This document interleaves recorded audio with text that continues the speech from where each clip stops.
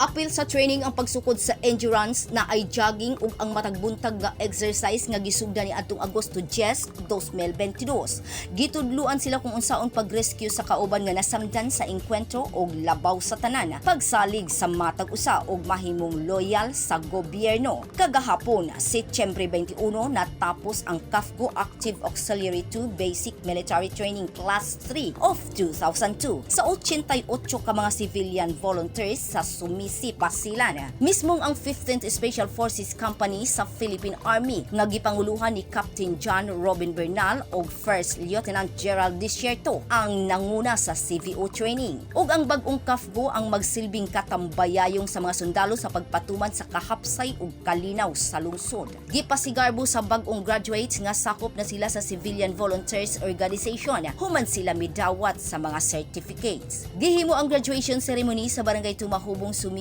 Sila nausab ang katambayayong sa mga sundalo batok sa terorismo o ubang daotang elemento. Grace Alcunaba, Newsline Philippines, Basilan Province. Stay safe.